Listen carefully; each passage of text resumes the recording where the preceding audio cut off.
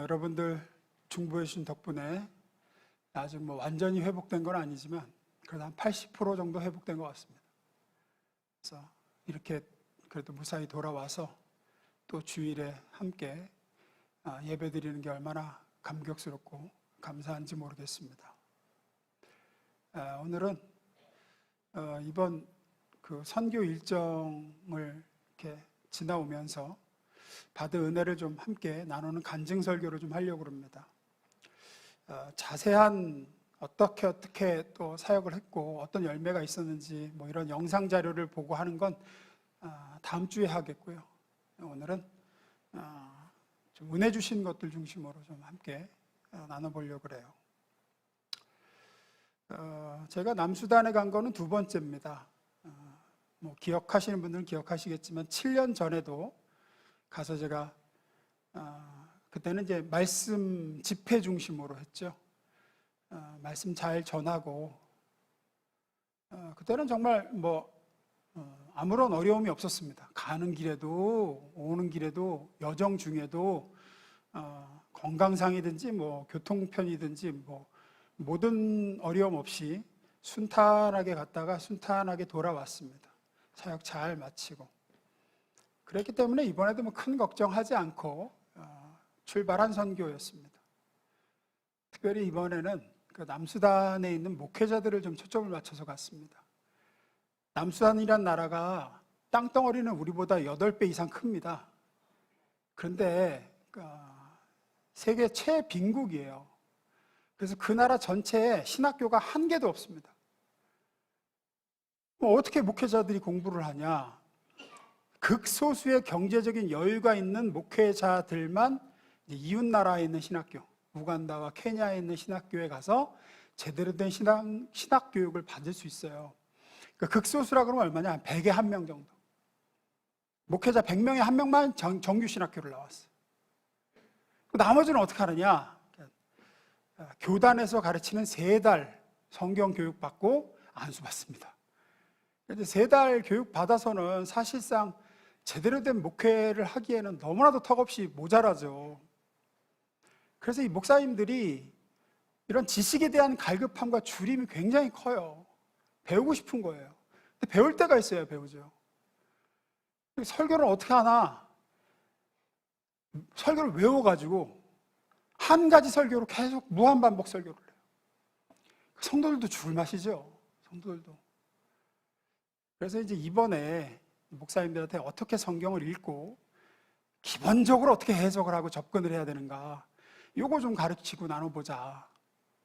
그래서 그쪽 박경호 선교사님하고 얘기가 돼서 이제 처음에는 자료는 그쪽에 준비할 테니까 내가 자료를 보내주면 출력을 해서 거기서 준비하고 나는 이제 다른 물품 가지고 가기로 했는데 문제가 거긴 복사도 안 된대요. 또 프린트기도 없대요. 우간다에서 해갖고 들어오려고 했더니 우간다에 있는 종이 질이 너무 안 좋대요. 좀 힘들겠지만 여기서 준비해달래요. 그래서 150명분 자료를 또 준비를 해가지고 그리고 이제 아프리카 풍토병들이 있으니까 황열, 말라리아 예방접종하고 약 2주 전부터 먹고 그리고 이제 출발을 했습니다.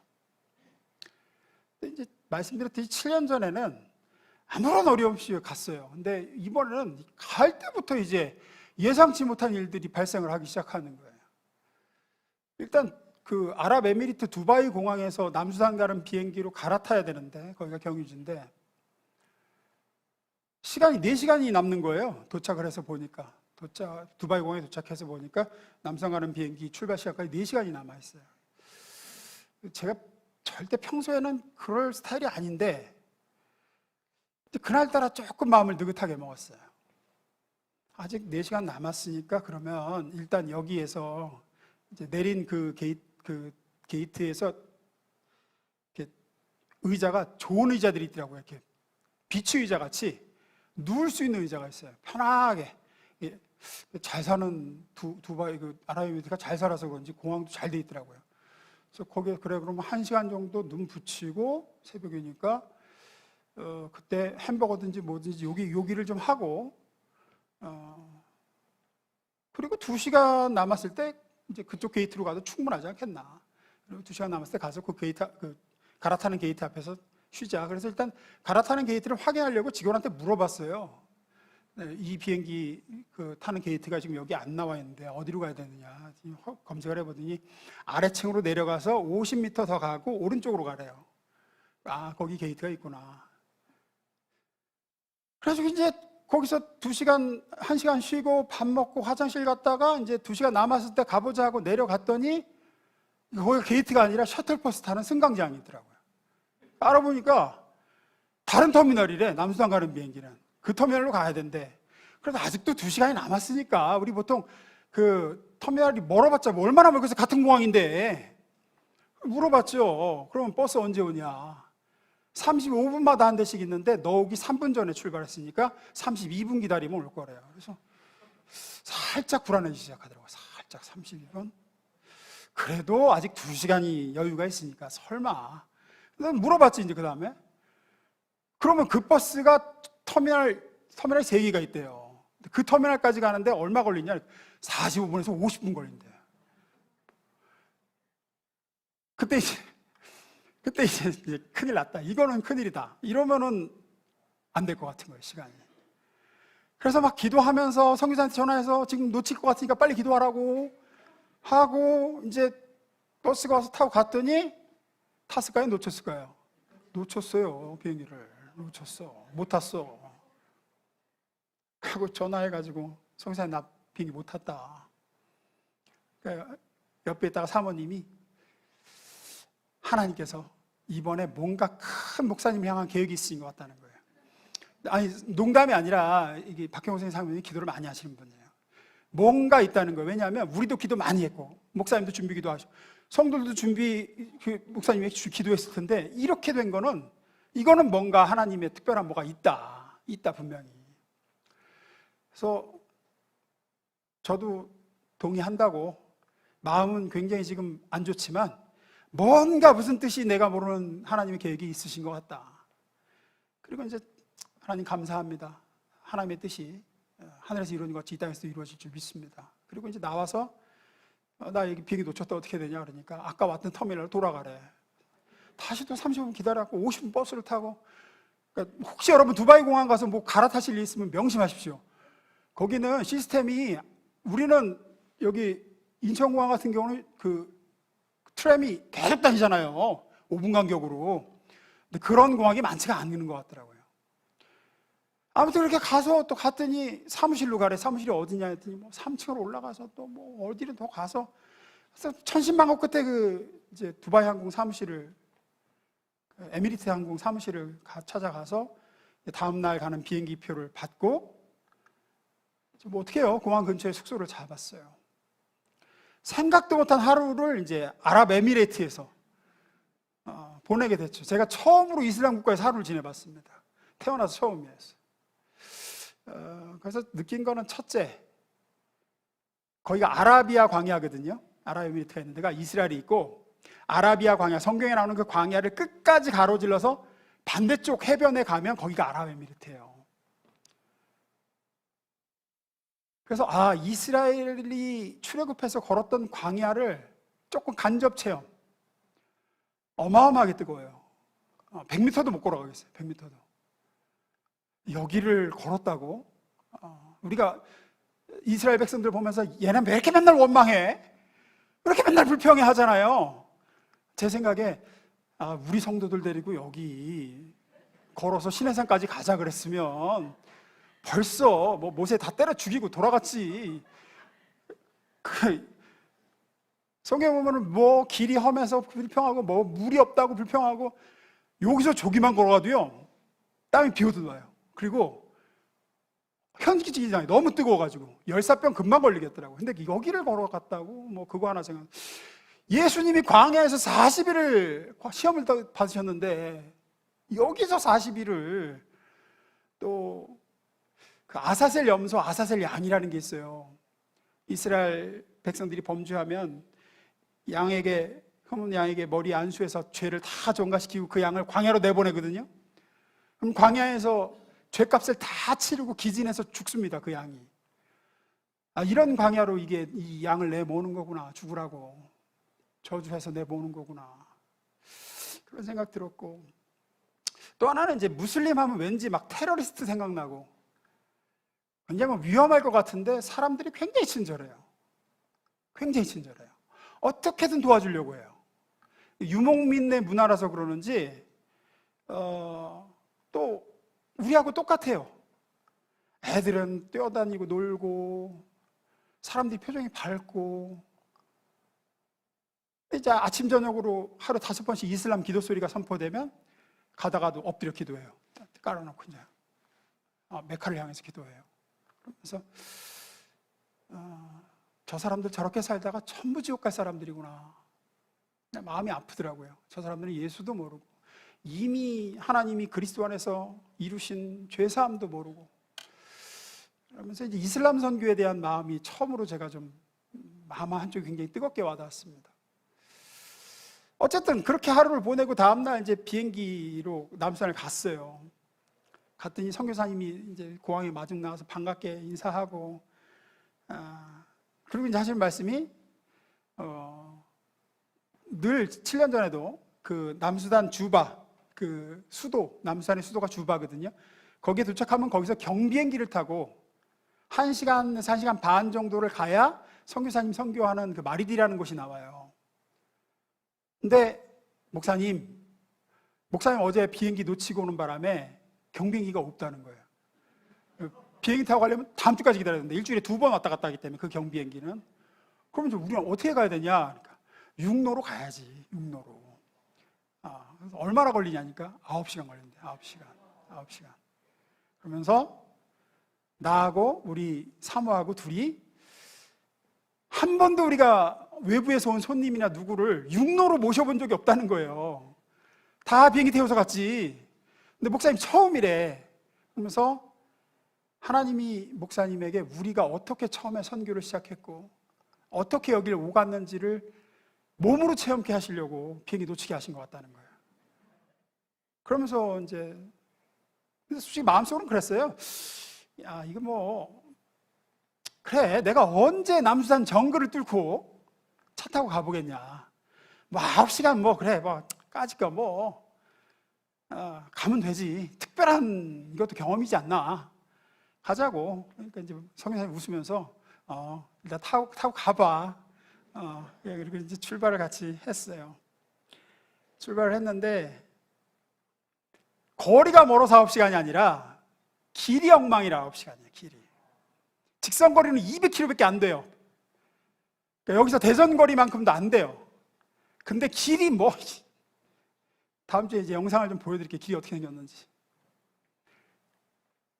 가는 내내 제가 이체구에도 몸이 붕붕 떠요. 이렇게 붕붕 떠갖고 천장에 머리를 박아. 제가 앉은 게 크잖아요. 그냥 느낌이 놀이기구를 탔는데 안 내려주는 느낌이에요. 안 내려주는 느낌. 처음에는 선교사님하고 얘기도 하고 나중엔 둘 다 아무 말 안 해. 아무 말도 안 해. 가는 내내 또 경찰들이 잡아요. 경찰이라 봐야 거지 같은 옷 입고 있는 애들이 잡아갖고 결국 트집 잡고 돈 달라는 거예요. 돈 달라는 거예요. 외국인들만 보면 이제 돈을 뜯어내는 거예요. 왜냐하면 걔들은 지금 남산 경제가 박살이 나서 월급을 못 받고 있어요. 공무원들이. 방법은 그렇게 뜯어먹는 수밖에 없어요. 한 10번은 잡힌 것 같아. 가는데 쓰라고 일로 오라고. 그럼 뭐 이건 뭐냐, 뭐 트렁크 열어봐라, 뭐 나중에는 그냥 얼마 원하냐. 그게 차라리 편하니까 돈 주고. 그렇게 6시간을 가니까 6시간이 지나니까 이제 한계가 오더라고요. 정말로 뛰어내리고 싶어요. 차가 잘 닦인 도로로 여러분 6시간을 앉아 가도 지루하고 몸이 뭐 좀 찌뿌둥하고 뻐근하잖아요. 근데 이거는 뭐 마지막 3시간은 기도가 저절로 나와요. 기도가 저절로 나와. 그러면 선교사님에게 목사님 힘들지? 우리 처음에 이랬어요, 목사님. 이 차는 지금 에어컨이라도 나오지. 우리 처음에 왔던 차는 현지인들하고 같이 버스 비스무리한 거 타고 이러고 10시간씩 갔다고. 애들 둘 데리고 살림살이 짊어지고.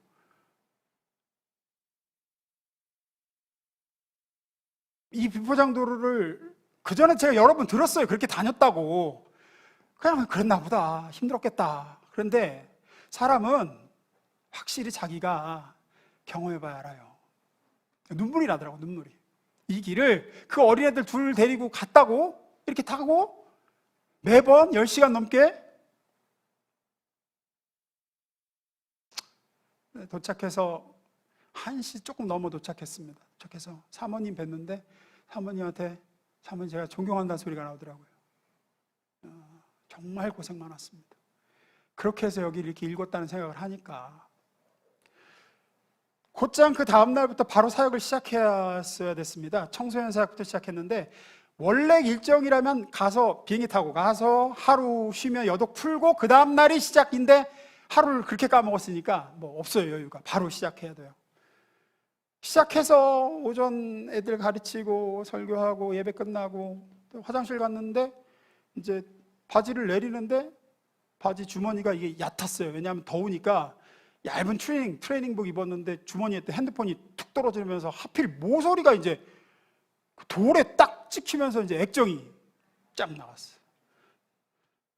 이제 핸드폰에 돌아오는 비행기 표며 사역 자료며 정보며 뭐 다 했는데 아무것도 안 되는 거예요. 이제 이 휴대폰 의존도가 상당히 높잖아요, 현대인들이. 근데 아무것도 안 되는 거야. 근데 물어봤어. 목사님 이거 어디서 고쳐요? 선교사님 얘기가 남수단은 휴대폰을 고칠 수 있는 곳이 없대. 비행기 타고 우간다를 나가야 된대. 아니 우리는 나가서 5분 금호동 가면은 바로 있는 게 서비스 센터잖아요. 근데 이 넓은 나라에 이거 하나 고칠 데가 없냐고. 없다고. 남수단에서 뭘 기대하냐고. 못 고친대요. 그러면서 선교사님 얘기가 목사님 우리 사는 게 그래요. 한국에서 당연한 거 여기 하나도 못 누려. 사모님도 핸드폰 망가져서 한 달을 못 쓰다가 한 달 후에 우간다 가서 고쳤는데 이놈들이 안에 좋은 부품 다 빼갖고 이상한 중국산 부품으로 껴놔가지고 핸드폰이 안 된대. 또 오작동이 일어나고. 그러다 보면 어쩌지 해서 성교사님 안 쓰는 폰이 하나 있어서 거기에 유심 끼우고 또 뭐 인증하고 뭐 해가지고 휴대폰을 이게 그 성교사 핸드폰이에요. 월요일에 가서 제 핸드폰은 고쳐야 되는데. 그리고 이제 어린이 사역하고 현지인 교회 방문하고 목회자 세미나하고 목회자 세미나가 참 좋았어요.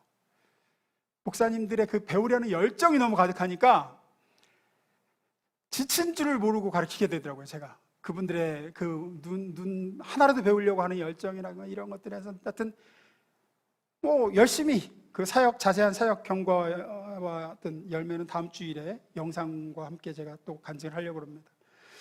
아무튼 기쁨도 있었고 보람도 있었고 열매도 있었고 그렇게 남수단 사역 일정을 잘 마치고 이제 원래 계획대로 이제 튀르키예로 넘어가려고 거기에 제 학부 동기 선교사님이 29살에 튀르키예에 가서 지금까지 선교를 하고 있는데 선교사님 와서 목사님이 우리 공동체에는 이런 말씀을 좀 전해달라고 해서 그 말씀 준비하면서 비행기 타고 이제 갔어요.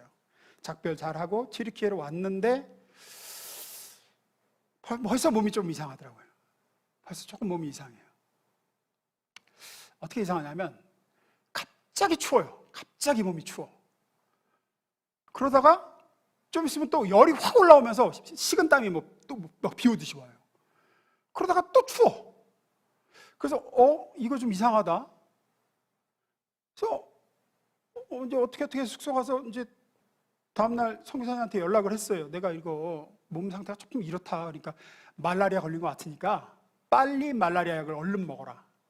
그래서 말라리아 약을 가져간 걸 먹고 이제 박경호 선교사님 얘기는 그 튀르키예 선교사님한테 지금 빨리 연락해서 병원 데려달라 그래라. 근데 그 튀르키예 선교사님이 차가 없어요. 저 오려면 이제 택시 잡아 타고 저 데리러 와야 되는데 너무 미안한 거야. 그래서 일단 말라리아 약을 먹었으니까 이제 괜찮아지겠지 하고 알았다 그러고 끊고 이제 버텼어요. 근데 지금 생각해 그때 병원을 갔으면 쉽게 끝날 얘기였어요.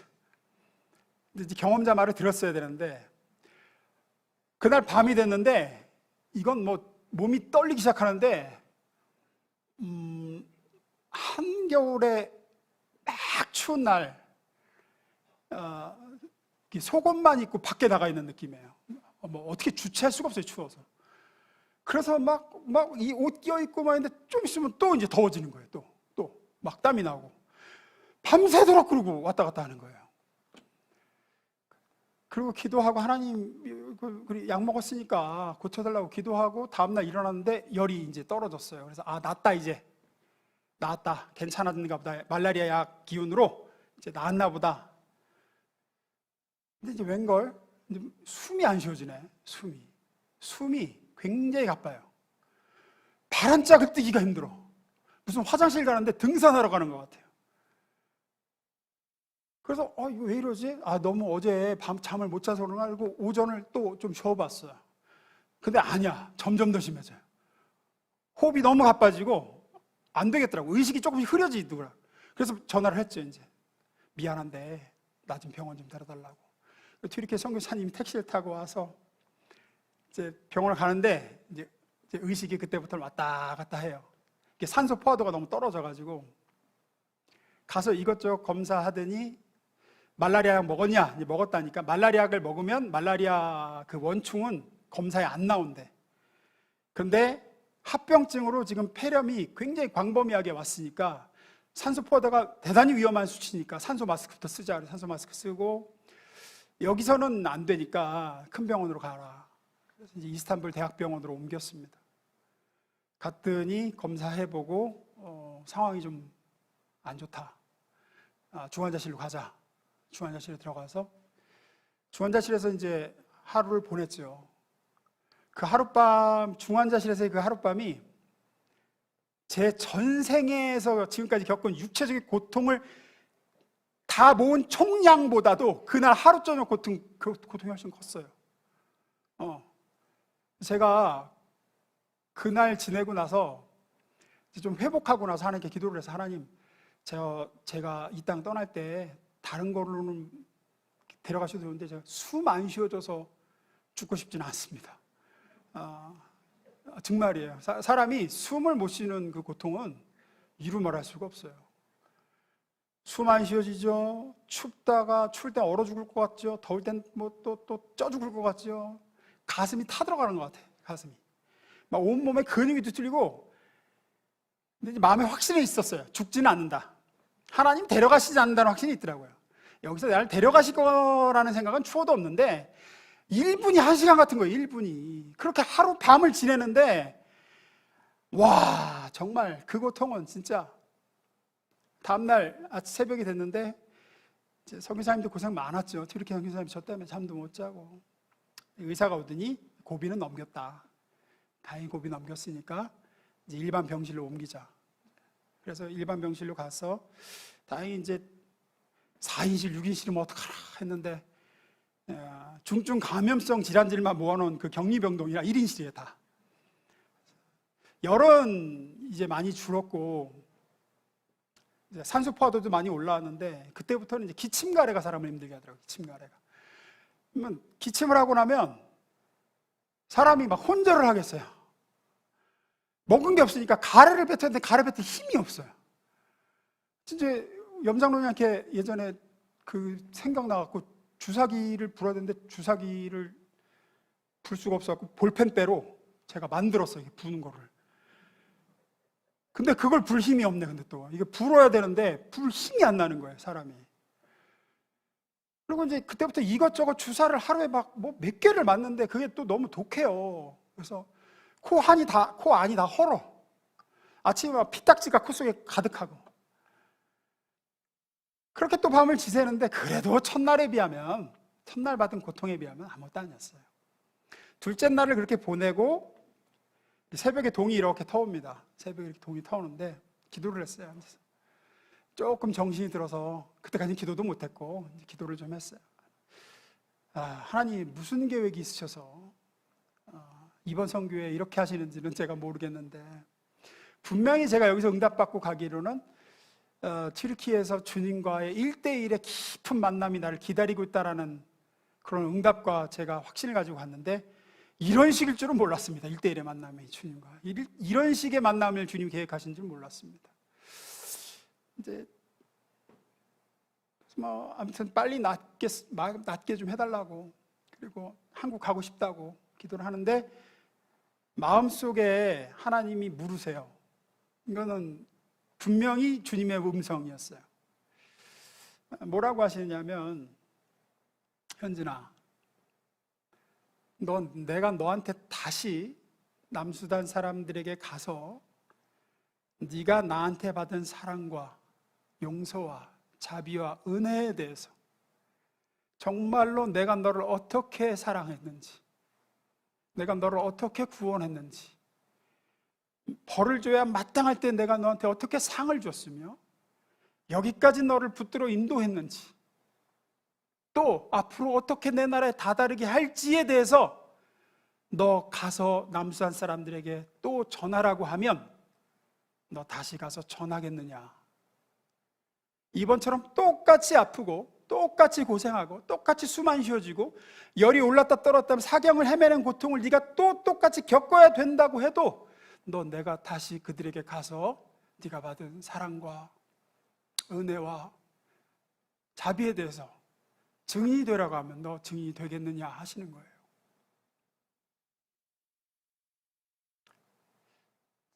뭐 어제 저녁 겪은 고통이니까 고통을 내 몸이 생생히 기억하고 있죠.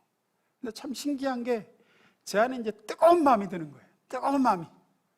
한치의 망설임도 없었어요. 예, 아버지께서 다시 가서 증거하라 하시면 제가 이번처럼 똑같이 고생하고 또 아파 죽을 지경을 당해도 제가 그들에게 다시 가서 아버지께 받은 사랑과 아버지께서 저를 어떻게 여기까지 인도하셨는지와 얼마나 좋으신 분인지를 제가 전하겠습니다.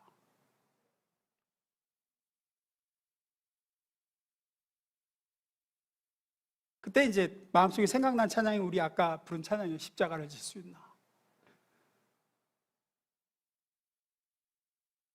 근데 이제 하나님이 다시 제 마음속에서 말씀하시더라고요. 하나님이 참 기뻐하시는 걸 느꼈어요. 내가 참 기쁘다. 내가 너의 고백을 들었고 내가 너의 기도를 받았다 하시는 거예요. 그리고 이제 그 얘기를 저는 은혜가 참 복받쳐서 튀르키예 우리 동기선교사에 왔을 때 그 얘기를 했어요. 오늘 새벽에 하나님이 나한테 이렇게 말씀하시니까 당신 정신이 혼미해서 그래. 아직 산소 포화도가 아직 80대에서 90 왔다 갔다 하잖아. 맑은 정신에서 다시 얘기해봐. 지금 아직 제정신이 아니니까 거기를 뭐 어딜 또 가겠다 그랬다가 하나님이 가라 그거 제대로 된 그거 아닌 것 같다. 지금 네 뇌가 정상인 뇌가 아니다 지금. 다시 기도해봐라 그렇게 얘기하더라고요. 아무튼 저는 주님을 그렇게 만났습니다.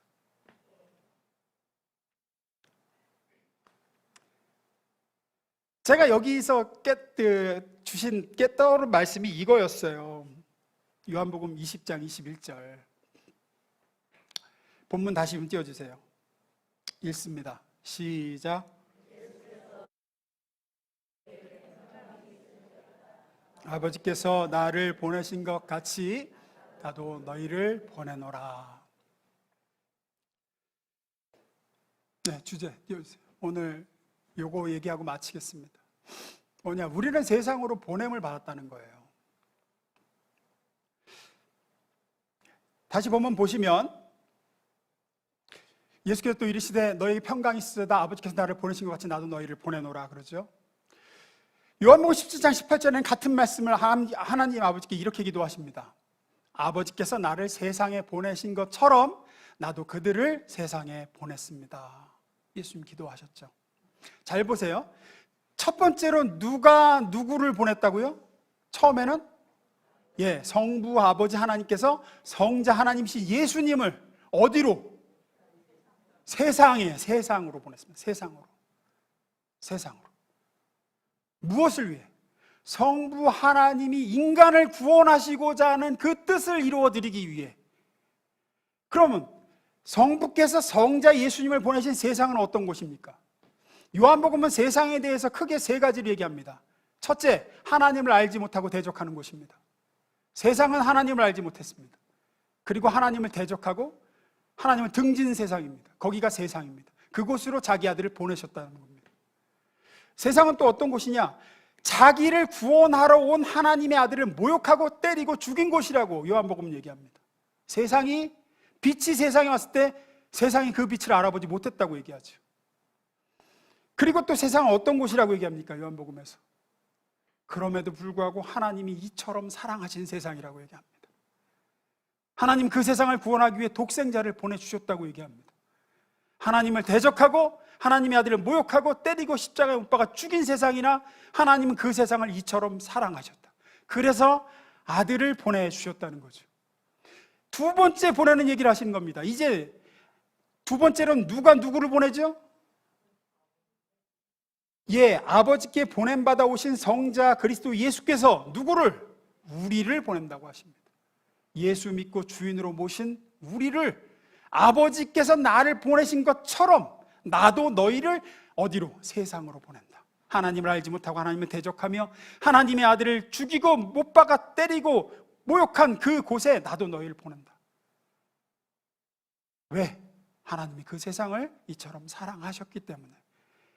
아버지께서 나를 통해서 그들을 구원하기를 원하셨던 것처럼 나는 너희를 통해서 세상을 구원하기를 원한다. 나도 너를 보낸다.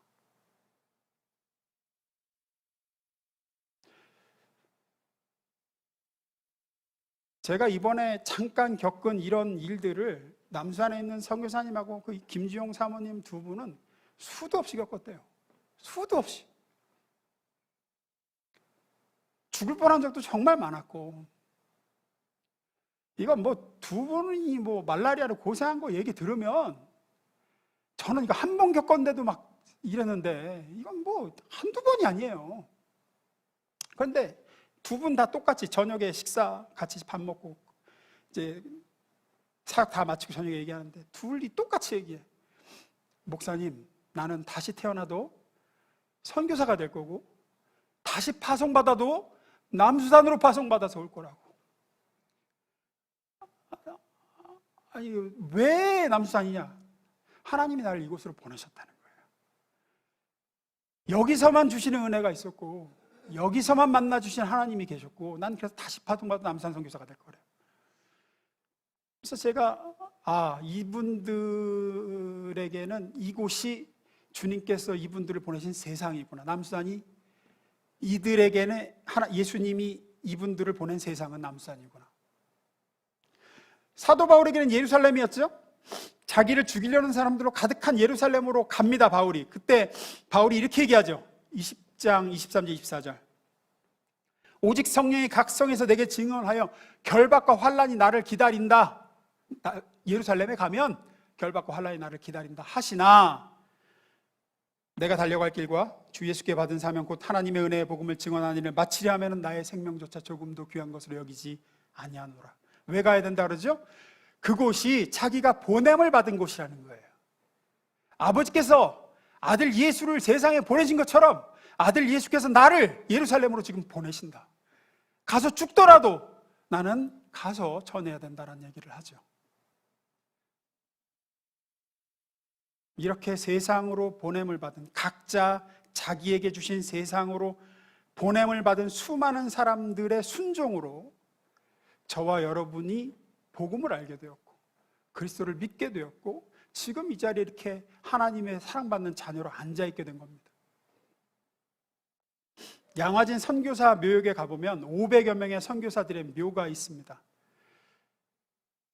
그때 당시 조선 땅은요 지금의 남수산보다 훨씬 더 심했습니다. 선교사들에게는, 서양 선교사들에게는 너무나 멀고 낙후되고 더럽고 위험한 나라가 조선 땅이었어요. 많은 사람이 그들을 말렸을 겁니다. 왜 거기 가려고 그러냐고. 하지만 그들은 왔죠. 왜? 이 조선 땅이 주님이 그들을 보내신 세상이었습니다. 하나님이 이 조선 사람들을 이처럼 사랑하셔서 그들을 보내셨습니다. 그래서 그들은 모든 것을 뒤로하고 그 보내심에 순종하여 조선 땅에 왔죠. 그렇게 와서 사역하다 병들어 순교한 선교사들이 너무 많습니다. 한 분만 예를 들면 로제타 홀이라는 분이 있어요. 최초의 여성 병원을 이 조선 땅에 지었고 한글 점자책, 처음으로 점자책을 만들어서 맹인들 가르치고 의료 선교에 힘쓰다가 파송받아 조선에 온 지 4년 만에 남편 선교사가 죽었습니다. 그리고 얼마 후에 3살 박이 딸이 또 이질로 죽었습니다. 아들 묻고 그 옆에 딸을 묻고 그러면 이제 본국으로 돌아가야죠. 그렇게 남편을 데려가고 딸을 데려간 그 땅에서 남은 아들과 끝까지 조선 선교에 헌신했습니다. 그리고 자신도 그 옆에 묻히죠. 혼자 남겨진 아들, 그때 아이였던 그 아들이 성장해서 역시 조선을 위한 선교사가 됩니다. 그게 샤우드 홀입니다. 이 사람이 누구냐? 결핵퇴치에 앞장선 사람이죠. 크리스마스 씨를 만들고, 그래서 그 씨를 판매하는 돈으로 사람들의 결핵으로 죽어가는 조선 사람들을 살린 사람이죠. 당시 다들 본국에서는 미쳤다고 했습니다. 병원도 없고 약도 없고 위생도 개판이고 안전도 없는 나라에 가서 그렇게 왜 다 죽어야 되냐고, 돌아오라고. 그러나 아버지께서 그리스도 예수를 이 세상에 보내신 것처럼 예수께서 그들을 조선 땅에 보내셨기 때문에 그들은 이 땅에서 순교의 피를 뿌리고 그렇게 전하다가 죽었습니다. 그 열매로 지금 우리가 예수를 아는 겁니다. 그 열매로. 선교를 왜 해야 되냐고요? 왜 위험한 데 가야 되냐고요? 다들 아무도 하나님이 우리를 보내실 때 가지 않으면 누가 가서 전해서 그들이 예수를 알게 됩니까? 우리는 그렇게 해서 예수를 믿었습니다. 수많은 사람의 희생과 생명 바치는 헌신과 순종으로. 그 사람들 또 혼자 갔나요? 그들을 파송하고 선교 헌금 보내고 그들을 위해 기도한 교회와 성도들이 있었습니다. 함께 아파하고 선교사가 죽으면 안타까워하고 눈물을 지으며 그 선교사들의 사역에 동참한 수많은 그들을 파송한 본국의 교회와 성도들이 있었습니다. 그랬기에 가능한 일이었습니다. 그 성도들에게는 그렇게 선교사를 파송하고 그들을 위해 헌금하고 눈물로 중보하는 자리가 그들이 보냄을 받은 세상이었습니다. 그들은 그 자리에서 보내는 선교사로 헌신했죠. 그 모든 순종과 헌신들이 모여서 그들을 보내신 세상으로 어려움과 고통이 기다리고 있음에도 순종하여 그렇게 갔던 그 걸음들이, 헌신들이 지금 예수 안에 복된 삶을 사는 우리를 만들어낸 줄로 믿습니다. 그리고 그 모든 것의 출발점은 하나님의 아들 그리스도 예수께서 성부 하나님의 파송을 받아 저 하늘나라에서 이 땅으로 오심으로 시작했죠. 그래서 제가 그랬죠. 예수님이 1호 선교사님이시라고. 이번에 선교지에서 보면서 정말 대한민국 같이 좋은 나라가 없구나. 튀르키 되어 살기가 모르겠어요. 뭐 병원만 있다 와서 잘은 모르겠지만 뭐 인터넷도 느리고 병원 시스템도 엉망이고 한국 같은 나라가 없어요. 한국 같은 나라가 얼마나 좋은지 몰라요. 조선시대 선교사들도 얼마나 힘들었을까, 이 조선 땅에 와가지고. 근데 거기서 이제 더 나가니까 어떻게 되면 예수님은 천국에서 이 땅에 오셔서 얼마나 힘드셨을까. 이게 인터넷, 전기, 수도, 병원만 없어도 이렇게 사람이 힘든데 저 천국에서 사시던 분이 이 땅에 오셔서 인간이 되셔갖고 우리처럼 우리를 구원하시고자 살아야 되니. 말씀 마무리 있습니다.